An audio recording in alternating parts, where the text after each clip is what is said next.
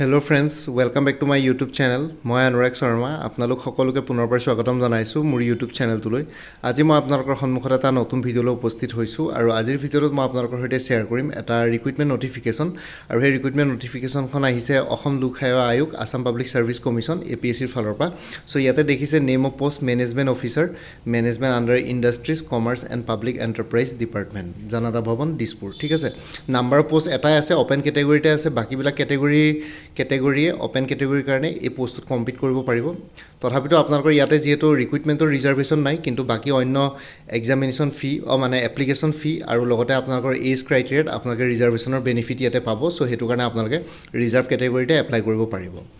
আৰু লগতে বাকী pay' scale plus grade pay' plus আদাৰ এলাৱেঞ্চেছ যোনখিনি আছে, পে' স্কেলটো হ'ল 30,000 to 1,10,000, grade pay' 13,300, pay' band 4। ঠিক আছে, এইটো এটা ক্লাছ 1 গেজেটেড পষ্টৰ ক্লাছ 1 গেজেটেড অফিচাৰৰ পষ্ট হয়। আৰু লগতে এলিজিবিলিটিৰ ক্ৰাইটেৰিয়াটো হ'ল কেণ্ডিডেটজন ভাৰতীয় নাগৰিক মানে ইণ্ডিয়ান চিটিজেন হ'ব লাগিব আৰু অসমৰ স্থায়ী বাসিন্দা মানে পাৰ্মানেণ্ট ৰেচিডেণ্ট অৱ আছাম হ'ব লাগিব। আৰু ডমিকেল প্ৰুফ বা ৰেচিডেঞ্চিয়েল প্ৰুফ হিচাপে তেওঁৰ ওচৰত পাৰ্মানেণ্ট ৰেচিডেঞ্চিয়েল চাৰ্টিফিকেট হ'ব লাগিব, issued in Assam for educational purpose. নহয় বা যদি PRC নাথাকে তেতিয়াহ'লে এমপ্লয়মেণ্ট এক্সচেঞ্জ ৰেজিষ্ট্ৰেশ্যন চাৰ্টিফিকেট লৈ পেলাইও এপ্লাই কৰিব পাৰিব এজ প্ৰুফ অফ ৰেচিডেঞ্চি। ঠিক আছে, এডুকেশ্যনেল কোৱালিফিকেশ্যন বিচাৰিছে post graduate degree in management বা বিজনেছ এডমিনিষ্ট্ৰেশ্যন। মানে ইয়াতে বেচিকেলি আপোনালোকৰ post graduate degree in management বা বিজনেছ এডমিনিষ্ট্ৰেশ্যন বুলি যদি কয় তেতিয়াহ'লে MBAৰ কথাটো আহি যায়, মাষ্টাৰ অফ বিজনেছ এডমিনিষ্ট্ৰেশ্যন নহয় বা তেনেকুৱা ধৰণৰ কিবা ইকুইভেলেণ্ট যদি ডিগ্ৰী আছে সেইখিনিয়ে এপ্লাই কৰিব পাৰিব। আৰু ইয়াতে এক্সপিৰিয়েঞ্চ বিচাৰিছে at least 5 years of experience in relevant field of HR management in any government organisation, public sector enterprises, statutory organisation আৰু ৰেপুটেড প্ৰাইভেট ছেক্টৰ অৰ্গেনাইজেশ্যন। ঠিক আছে, আৰু নহয় বা আৰু লগতে এক্সপিৰিয়েঞ্চো লাগিব, মিনিমাম 5 years এক্সপিৰিয়েঞ্চ লাগিব HR মেনেজমেণ্ট যিকোনো গভৰ্ণমেণ্ট অৰ্গেনাইজেশ্যন নহয় বা public sector enterprises. Public sector enterprises মানে ধৰক বেংকেই হওক, যোনকেইটা ONGC, অইল ইণ্ডিয়া, সেইবিলাক সেই তেনেকুৱা ছেক্টৰত যদি কাম কৰা এক্সপিৰিয়েঞ্চ আছে সেইখিনিও হ'ব, বা যিকোনো তেনেকুৱা ধৰণৰ government organisation, public sector enterprise, নহয় বা ষ্টেটুটৰী অৰ্গেনাইজেশ্যন, ষ্টেটুটৰী মানে ল ৰিলেটেড অৰ্গেনাইজেশ্যন, নহয় বা reputed private sector organisation. Reputed private sector অৰ্গেনাইজেশ্যনত এক্সপিৰিয়েঞ্চো ইয়াতে কনচিডাৰ কৰিব। ৰেপুটেড প্ৰাইভেট ছেক্টৰ অৰ্গেনাইজেশ্যন মানে NGOবিলাকতো যদি আপোনালোকে কিবা ধৰণৰ তেনেকুৱা ধৰণৰ কিবা কাম কৰি থৈছে, নহয় বা আপোনালোকৰ তেনেকুৱা ধৰণৰ ৰেপুটেড প্ৰাইভেট ছেক্টৰ মানে আপোনালোকৰ এষ্টাব্লিছ কোম্পানী হ'ব লাগিব, নহয় এনেকুৱা ধৰণৰ ধৰক যিকোনো ধৰক আপোনালোকৰ শ্ব'ৰুম ডিলাৰ এইবিলাকত এক্সপিৰিয়েঞ্চটো ইমান তেনেকুৱা কনচিডাৰ নকৰিব। আপোনালোকে ৰেপুটেড যিকোনো এটা ব্ৰেণ্ডৰ আণ্ডাৰত কাম কৰা হ'ব লাগিব, মানে যিকোনো প্ৰাইভেট ছেক্টৰ। ঠিক আছে, আৰু এজ ক্ৰাইটেৰিয়াটো হ'ল এজৰ কাট অফ ডেটটো হ'ল 1 January 2025। চ' 1 January 2025 বৰ্ষত আপোনালোকৰ বয়স মিনিমাম 21 বছৰ হ'ব লাগিব আৰু মেক্সিমাম 38 yearsলৈকে ইয়াতে আছে মেক্সিমাম এজ লিমিট। আৰু এজ ৰিলেক্সেশ্যন আছে SC ST কাৰণে 5 years মানে 43 yearsলৈকে, OBC MOBC কাৰণে 3 years মানে 41 yearsলৈকে, আৰু এক্স ছাৰ্ভিচমেনৰ 50 years, আনৰিজাৰ্ভৰ কাৰণে 53 years OBC MOBC কাৰণে, আৰু 55 years SC ST কাৰণে। আৰু PWBDৰ কাৰণে 10 years আছে, মানে জেনেৰেলখিনিৰ কাৰণে 48, SC OBCৰ কাৰণে 51, SC STৰ কাৰণে আপোনালোকৰ ইয়াতে এজ ৰিলেক্সেশ্যন 53 yearsলৈকে আছে। ঠিক আছে, আৰু লগতে এজৰ যোনটো চাৰ্টিফিকেট মানে এজ কনচিডাৰ কৰা যোনখন চাৰ্টিফিকেট সেইখন ক্লাছ 10 বা ক্লাছ 12ৰ এক্সামিনেশ্যন এডমিট কাৰ্ড নহয় বা পাছ চাৰ্টিফিকেট নহয় বা মাৰ্কশ্বিট য'ত আপোনালোকৰ এজ আৰু ডেট অফ বাৰ্থ মেনশ্যন আছে সেইখিনি ইয়াতে এপ্লাই কৰোঁতে আপোনালোকে আপলোড কৰিব লাগিব। আৰু PWD কেণ্ডিডেটসকলে PWBDৰ বেঞ্চমাৰ্ক ডিচেবিলিটি চাৰ্টিফিকেট কম্পিটেণ্ট অথৰিটিৰ পৰা ইছ্যু কৰা ইয়াতে আপোনালোকে আপলোড কৰিব লাগিব। আৰু গভৰ্ণমেণ্ট এমপ্লয়িজখিনিয়ে NOC লাগিব, ন' অবজেকশ্যন চাৰ্টিফিকেট এপ্লাই কৰোঁতে আপোনালোকে আপলোড কৰিব লাগিব। আৰু স্মল ফেমিলি নৰ্মছ এখন আপোনালোকে APSCৰ অফিচিয়েল ৱেবছাইটৰ পৰা ডাউনলোড কৰিব লাগিব। ফৰ্মছ এণ্ড ডাউনলোডছ বুলি যোনটো ছেকশ্যন আছে APSCৰ অফিচিয়েল ৱেবছাইট apsc.nic.in, তাৰ পৰা আপোনালোকে ডাউনলোড কৰি ফিল কৰি পেলাই আপোনালোকে সেইখন PDF বনাই আপলোড কৰিব লাগিব। ষ্টাৰ্টিং ডেট অফ অনলাইন এপ্লিকেশ্যনটো হ'ল 3 July 2025 আৰু closing date of online application 1 August 2025। Last day of fee পে'মেণ্টটো হ'ল 3 August 2025। ঠিক আছে, আৰু এপ্লিকেশ্যন ফিসমূহ হ'ল জেনেৰেলৰ 297.20, OBC MOBC কাৰণে 197.20, SC ST BPL আৰু PWDৰ কাৰণে 47.20। ঠিক আছে, এইখিনি হৈ গ'ল। এইখিনিৰ ডিটেইলছখিনি মই ক'লোঁ। কোনোবা যদি এলিজেবল আৰু ইণ্টাৰেষ্টেড কেণ্ডিডেটছ আছে আপোনালোকে এপ্লাই কৰিব পাৰে। আৰু কাৰোবাৰ যদি ধৰক অনলাইন এপ্লিকেশ্যন কৰোঁতে যদি কিবা ধৰণৰ ইছ্যু ফেচ কৰে তেতিয়াহ'লে আপোনালোকে ইয়াতে চাব। প্ৰথমটো হৈ গ'ল পইণ্ট নম্বৰ 23 দেখিছে, পে'মেণ্ট ৰিলেটেড যদি কাৰোবাৰ ইছ্যু থাকে এইটো নম্বৰত কণ্টেক্ট কৰিব। 10 AM to 6 PM on all working ডেইজত আপোনালোকে পাই যাব আৰু নহয়বা যদিহে আপোনালোকৰ পইণ্ট নম্বৰ 24 দেখিছে কেনেবাকৈ যদি অনলাইন এপ্লিকেশ্যন ৰিলেটেড ইছ্যু থাকে তেতিয়াহ'লে এই ইমেইল আইডিটো নহয়বা এই কণ্টেক্ট নাম্বাৰটোত 10টা বজাৰ পৰা 5টা বজালৈকে অন ৱৰ্কিং ডেইজত আপোনালোকে কণ্টেক্ট কৰি তেওঁলোকৰ লগত যোগাযোগ কৰি যোনটো প্ৰব্লেম আছে সেইটো ছল্ভ কৰাই ল'ব পাৰিব বাকী একো নাই বাকী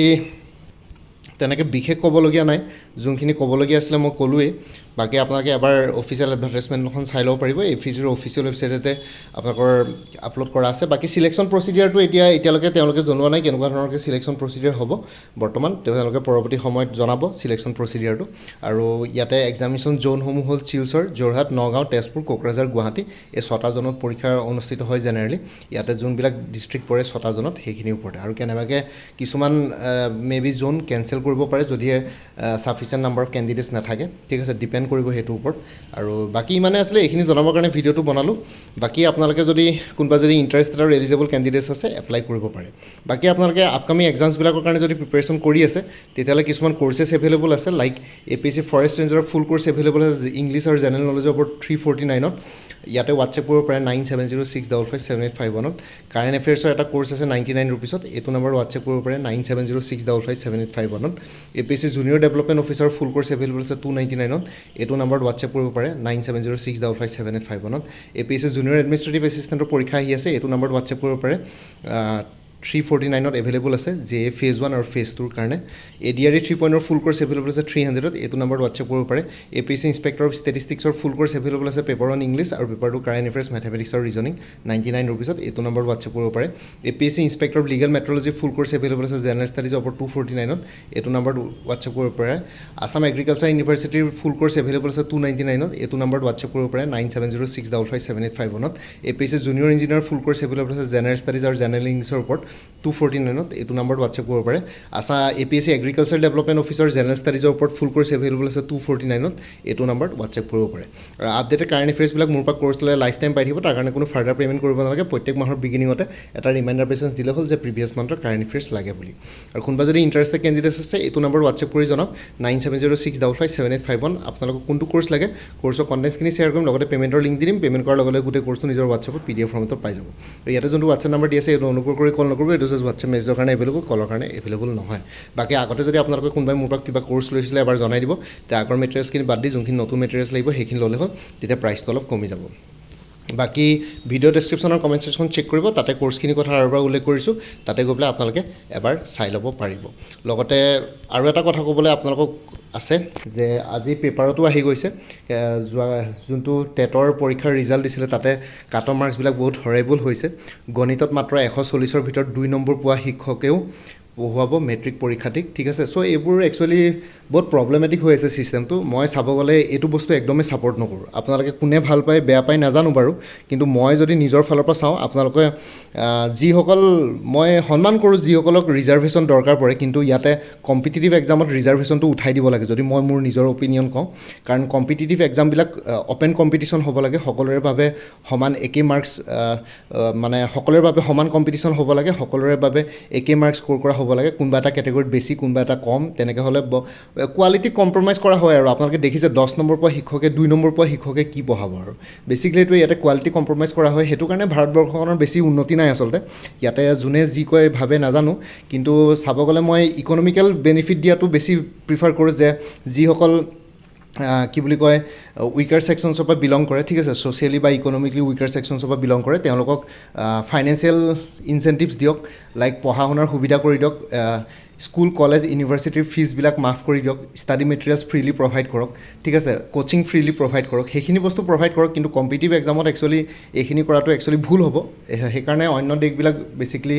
উন্নত হৈ গৈ আছে আমাৰ ইয়াতে কোৱালিটি কম্প্ৰমাইজ হয় এইখিনি কৰি থাকিলে চ' ইয়াতে আপোনালোকে দেখিছে হাইস্কুল শিক্ষকৰ কাট অফ মাৰ্ক সংস্কৃত 7 ইংৰাজী 11 বিজ্ঞান মাত্ৰ 19 নম্বৰ চ' এইখিনি বস্তু আৰু এইখিনি আৰু কি কোৱালিটি হেৰি কৰিব আৰু এইকেইটা নম্বৰ পাই পেলাই আৰু আপোনালোকৰ কি টিচাৰ হ'ব আৰু যোনকেইটা ষ্টুডেণ্টক পঢ়াব সেইকেইটাই আৰু কি টিচাৰ বুলি মানে কেনেকুৱা আগতে টিচাৰ বুলি ক'লে আমাৰ এটা সন্মান আহে এতিয়া আৰু ইমান মাৰ্কছ কম পোৱা মই কাকো ইনচাল্ট কৰা নাই কিন্তু একচুৱেলি এইখিনি মাৰ্কছ পাই পেলাই আৰু কি পঢ়াব 2 নম্বৰ পাই পেলাই কোনোবাই মেথছ পঢ়াব পাৰিব নেকি কওকচোন মেট্ৰিক কেণ্ডিডেটছক চ' এইখিনি বস্তু জানা শুনা কথা কমন চেঞ্চৰ কথা এতিয়া ইণ্ডিয়ান যোনটো ছিষ্টেম আছে সেইটোৰ যদি চাব গ'লে ইয়াতে মই কমন চেঞ্চৰ কমি দেখিছোঁ ইয়াতে বহুতখিনি বস্তুৰ মানে ইয়াতে এইখিনি বস্তু আচলতে চেঞ্জ কৰিবলগীয়া হৈছে বাকী অন্য চব বেনিফিট দি দিয়ক কিন্তু এই কি বুলি কয় এটা কম্পিটিটিভ এক্সামত একচুৱেলি কাট অফ চবৰে সমান হ'ব লাগে কেটেগৰী ৱাইজ হ'ব নালাগে একচুৱেলি এটা ছিংগুল অ'পেন কেটেগৰী হ'ব লাগে য'ত কাট অফ মাৰ্ক সমান এতিয়া বহুতে ক'ব যে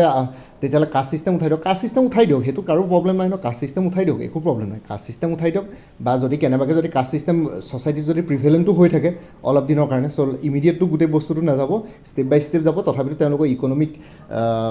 বেনিফিটছবিলাক দিয়ক ইকনমিকেল বা যোনখিনি বেনিফিটছ লাগে সেইখিনি দিয়ক কিন্তু এনেকৈ এটা কম্পিটিটিভ এক্সামত যদি কাৰোবাক কম নম্বৰ দি পেলাই ভৰাই দিয়ে তেনেকৈ বস্তুবোৰৰ কোৱালিটিবিলাক ডিক্ৰিজ হৈ গৈ থাকে ন বস্তুটো সেইটোৱে আৰু ভাৰতক বিশ্বগুৰু অকল মুখেৰে চিঞৰি থাকিলে নহয় নহয় বিশ্বগুৰু ইন দি ট্ৰু চেঞ্চ হ'বও পাৰিব লাগিব ইয়াতে কি কৰিছে ইণ্ডিয়াই বেছিকেলি এতিয়ালৈকে আজিলৈকে জেট ইঞ্জিন এটা বনাব পৰা নাই কিহৰ কাৰণে জাষ্ট আমাৰ কোৱালিটি নাই মানুহখিনিৰ কোৱালিটি নথকাৰ কাৰণে যিবিলাক টেলেণ্টেড মানুহ যিসকলে এতিয়া ধৰক ইয়াতে 140 ভিতৰত কোনোবাই যদি 100 পায়ো যদি ছিট নাপায় 100 পোৱাটোৱে ইণ্ডিয়াত থাকি কৰিব কি সি বাহিৰত যাবগৈ অন্য দেশে লগে অপৰচুনিটি দি দিয়ে ইউৰোপ আৰু নৰ্থ আমেৰিকাই ঠিক আছে চ' সেইটো কাৰণে ইয়াত অকল জাষ্ট কোৱালিটিটো কম্প্ৰমাইজ কৰি পেলাইহে কামবোৰ কৰা হয় চ' সেইটো কাৰণে বেছিকেলি ইয়াতে বস্তুবোৰ মানে হেৰি হয় আৰু ইয়াতে সেইটো কাৰণে বস্তুটো দেশখন পিছ পৰি আছে আৰু এইটো মোৰ নিজৰ অপিনিয়ন আপোনালোকে নিজৰ অপিনিয়ন ইয়াতে জনাব পাৰে কমেণ্ট ছেকশ্যনত ঠিক আছে বাকী আজিৰ ভিডিঅ'টো ইমানতে সমাপ্ত কৰি আপোনালোক সকলোৰে পৰা বিদায় দিলোঁ কাইলৈ পুনৰ এটা নতুন ভিডিঅ'লৈ আপোনালোকৰ সন্মুখত উপস্থিত হ'ম তেতিয়ালৈকে ভালকৈ প্ৰিপেৰেশ্যন কৰি থাকক সকলোৱে অল দি বেষ্ট থাকিলে bye and take care friends Bharat Mata কি জয় জয় আই অসম